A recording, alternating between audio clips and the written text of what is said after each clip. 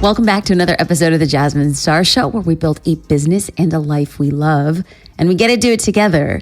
Recently, I had a conversation with Nathan Chan. Now, Nathan is the CEO and founder of Foundr.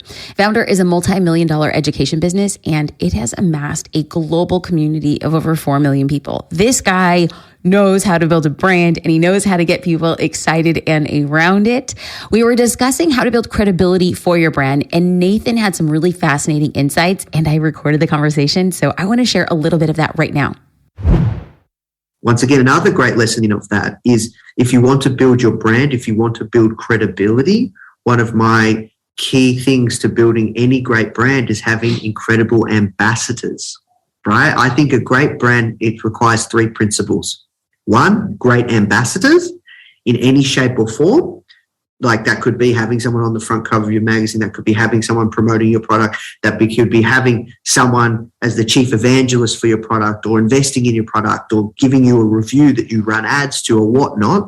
So that's the first thing, great ambassadors. Great design. I've shared with everyone how you can get incredible design at a really cost affordable rate. And then the third one is a great product. You have to be able to have somewhat of like quality, and you can't put out something that you're not proud of. Great ambassadors, great design, and a great product. Those are Nathan's top 3 tips for establishing credibility, and I couldn't agree more. I'd also like to add on 3 of my own tips. Now, what we're going to do is we're going to focus on things that seem really simple, but so many people miss them, and they're all within your grasp. We're going to get into showcasing testimonials, offering great customer service, and being consistent. Yes, consistent. You're tired of hearing me talk about it, but guess what? I'm consistent about talking about consistency. Okay, let's dive into my top 3 tips right now to discuss tactical ways you could build credibility for your brand. Let's start by showcasing testimonials. Now, one of the best things I learned to do for my business was to understand the psychology. Yes, I got into the brain, the psychology of how and why customers talk about businesses. I wanted customers to talk about my business in a real, authentic way. I mean, let's be honest. I wanted people to love my business so much that they just had to tell their friends. And over the years, I found a way that achieving this and getting this was actually well within my grasp, well within my fingertips. And I think it's the same for you. So let's break down. Now, if you want the same thing for your business, I'm going to walk you through the process of how you can make that happen. And it all starts with this. If you want people to talk about you, you must give them a reason to talk about you. I know. You're like, Jasmine, that's not deep. It's not. But if we don't give people a reason, if we're not actually cognizant saying, this is why I think you should talk about my business, and then empower them to do so, we're going to have a hard time getting them to talk about our business. Because let's be real, we would all love for people to talk about our business. But if we aren't putting in the work, if we aren't showing them, if we're not making it easy, well, it's not going to happen. Of course, it's not enough for me to say, give them a reason, right? So let's talk about 2 ways to get testimonials for your business. Way number 1 is to send thank you notes. Now, this is really simple, and it is that simple. So I started my career as a wedding photographer, and during Christmas or anniversaries, I would send cards to my couples, my clients, with a photo from their wedding on the front, and then I would write a personalized message on the inside. I can't tell you how many times I was tagged on social media when people received their cards. So just imagine, as a business owner, sending a client a card that was handwritten for them. It ain't rocket science, but man, it's such an old lost art form that people were actually excited to get snail mail. So people would include maybe like a caption. It's like such a thoughtful card from our wedding photographer. And they would tag me. Now, they weren't just sharing about my business on social media. They would actually display their cards around their house. So let's say I had sent a personalized Christmas card. So they would have their Christmas card out. And then when like my clients had guests come over like in December around the holidays, their friends and family also saw the card around the holidays. And then all of a sudden I would be getting connections. I'd be getting tags. I'd be getting emails from people who happened to see the Christmas card out on display and wanted to book me for my services. I was literally giving couples, I was literally giving my clients marketing opportunities just by sending them a Christmas card. Okay, way number 2. The next thing you can do is to get organic testimonials. And what I like to do is to send a gift as a small way of expressing gratitudes to our clients or customers. Now, here's the thing. Whenever I say gift, people might say, I don't have a lot of money. Now, I get it. I absolutely get it. But you don't have to spend a lot of money to showcase your brand. In fact, I'm going to come out and say you could spend $3.75. Okay, so when I was a wedding photographer, here I am. I'm giving examples, but I'm going to give different examples in different businesses that I had. So when I was a wedding photographer, I was on Etsy and I was looking for a Valentine's Day card for my husband. And when I was searching for a Valentine's Day card, now, side note, I am a paper snob. I will go out of my way to find thick cardstock and letterpress and like stamps or wax labels. Like, I love me some cards. So my husband and I, we go out of our way to find the right card for that person. So I was shopping on Etsy, and when I was kind of searching, I came across a Japanese designer who created and got old matchboxes, like literally a matchbox. And then she would cover them with pretty paper. And then when you slid the matchbox open, there was a miniature kind of floating people inside. And it had a movable bouquet of flowers. And I thought, this is so cute. I mean, this is adorable. So I ordered this matchbox. So when you slid it open, there was a couple and a bouquet inside. It said, I love you. And I thought it was great for Valentine's. And when it arrived, it was just as adorable as I thought it would be. So I thought to myself, I can send these to my clients.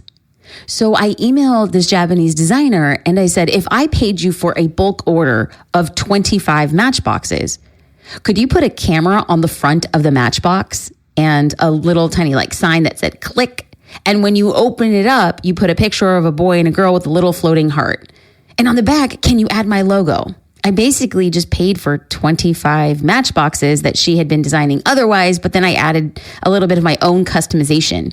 And she said yes, because you don't know what you can get if you don't ask. Okay, so let's contextualize this for my clients.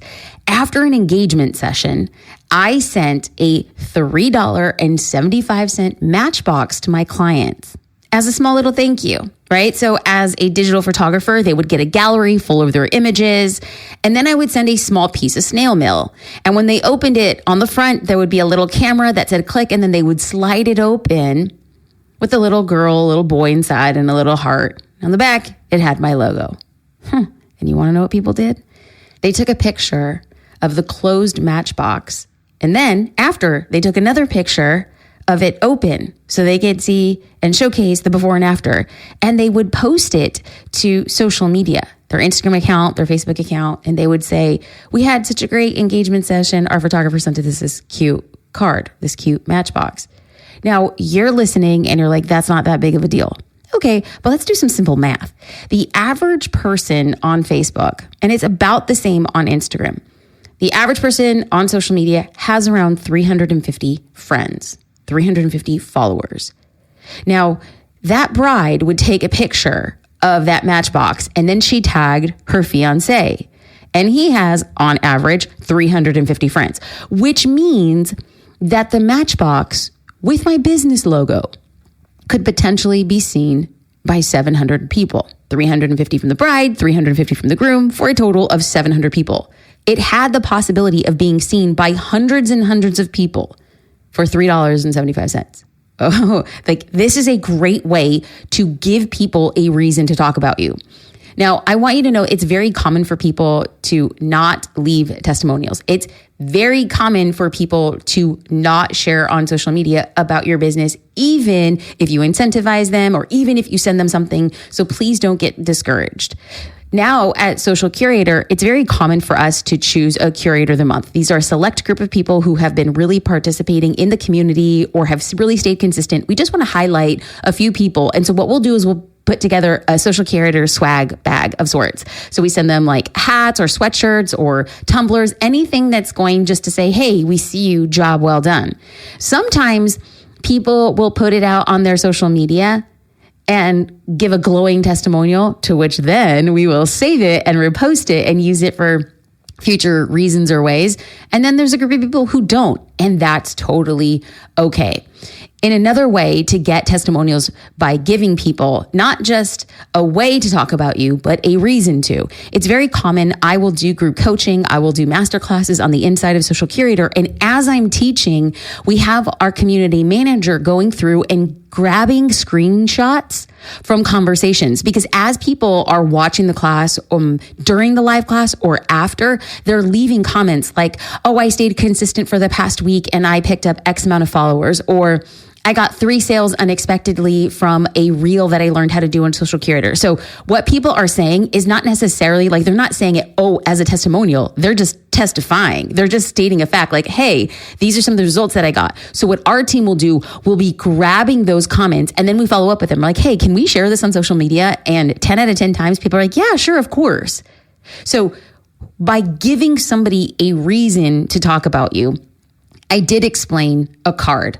I did explain a gift. Remember, we have to give them something to talk about, but you can also give by way of education. You can give by way of connection. And when people respond, this is your opportunity to take their words, and then you have the ability to magnify them on social. Now, you won't get any testimonials if you're not giving people a reason, right? You also won't get testimonials if you don't ask. It's very common for myself and the team to ask for testimonials from people who we know are doing the work.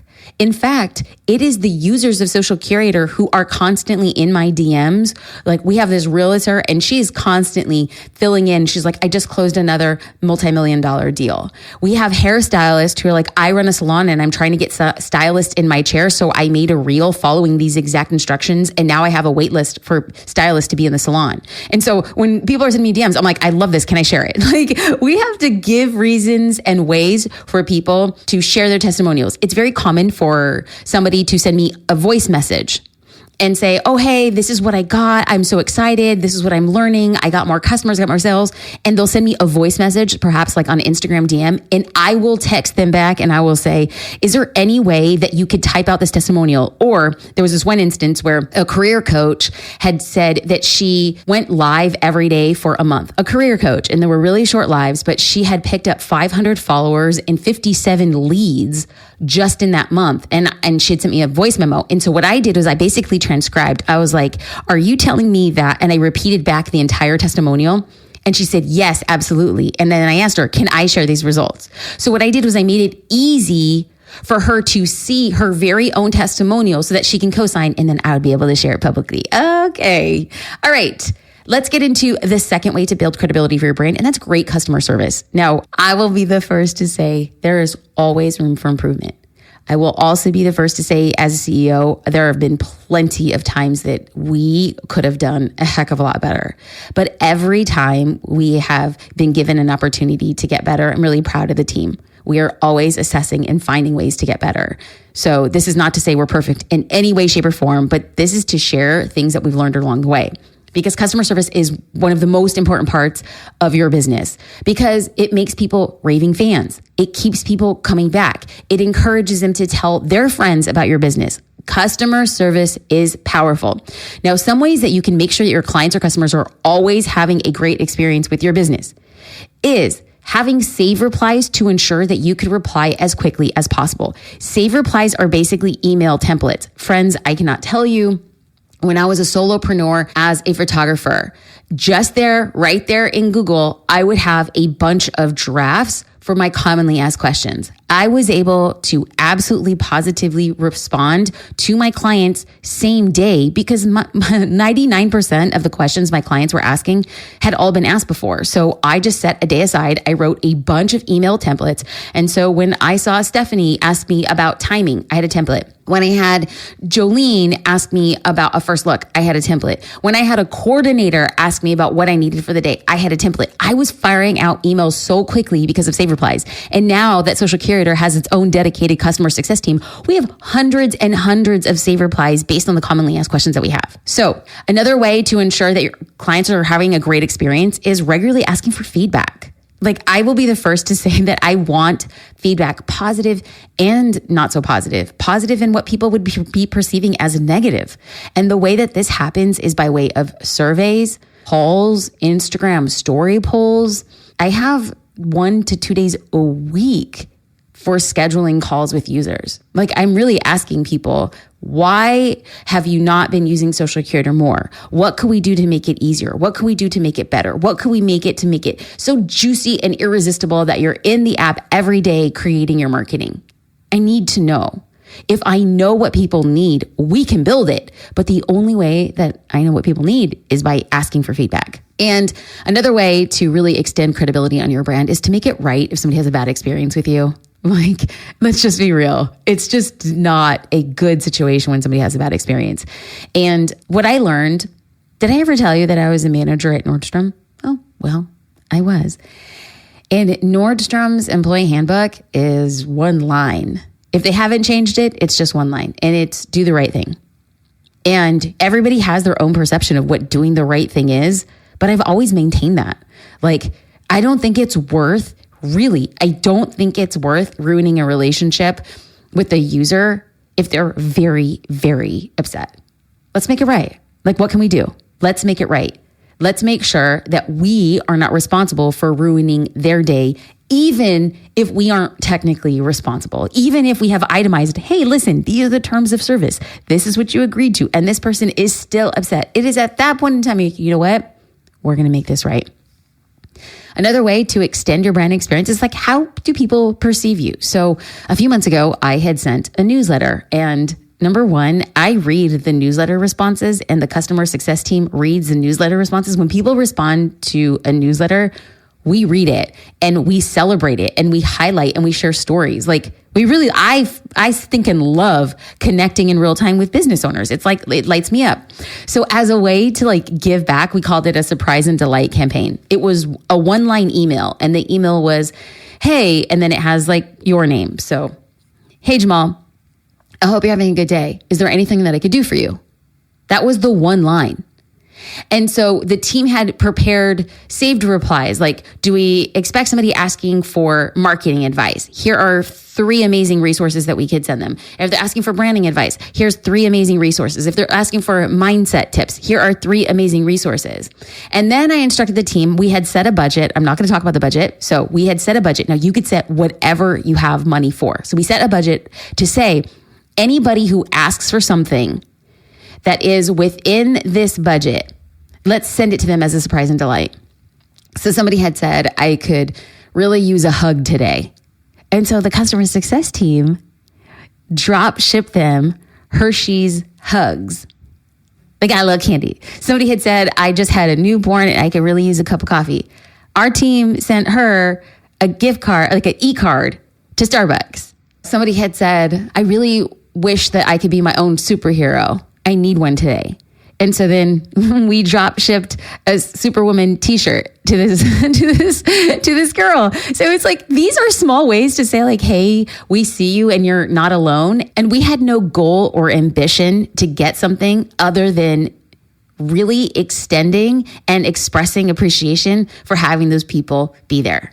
So, you know, my top tips for providing exceptional customer service, it could be its own podcast episode. In fact, I am meeting and chatting with our customer success team and getting all of their advice. And I'm going to be putting it in to a podcast that we're going to drop in the next 2 weeks. So hang on tight and be sure to subscribe to the podcast from wherever you're listening to, because we really dive into this topic and we have so much experience. And when I say we, the team has so much experience, and I can't wait to distill it, break it down, and share that with you. Okay, lastly, consistency. This is how we're going to be extending your brand. Come on, y'all. Come on. Now, when we talk about building credibility for your brand, you're going to hear me say the word consistency, and it's also a word that I apply when it comes to creating marketing content. It is also a word that I apply when I speak about building relationships. It's also a word that I apply personally to my workout endeavors. It's consistency. And you are probably very tired of hearing me say you have to be consistent. Well, I have to tell you, I'm going to come in hot again, because everything that you want is on the other side of being consistent. It's that simple. And it's also that hard. But it's just the truth. And oftentimes I am making this podcast as a reminder selfishly for me, because it's not easy to be consistent. It's not easy to be disciplined. It's not easy to create in preparation of showing up every day. It's not easy, but it's the truth. And I'm not here to give you excuses, and I'm not here to make you comfortable. I'm here to empower you. I'm here to educate you. I'm here to assure you that the seemingly impossible thing you want to do is, in fact, possible. That what you want to create and what you want to build is possible if you don't quit. That's it. If you choose to be consistent.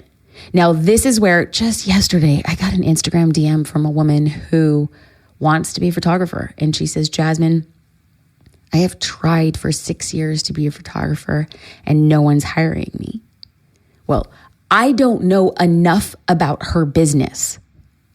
But what I do know is that if she is hand to heaven saying, I have put in 110%, I have created content, I have built my portfolio, I have given, I have shared, I have not stopped. In the past 6 years, I have not stopped, because oftentimes business owners are going to be like, I tried building this business for 8 years. And I'm like, you did not stop for 8 years. Oh, you see, well, I had to, So what we do is we hold ourselves to this impossible timeline when in all reality, we weren't committed 100% of the time. So all I'm asking you is that you want the thing, but are you willing to do the work? Are you willing to show up? Are you willing to be consistent? And consistency is one of the best ways to build trust and credibility with your brand and in your brand.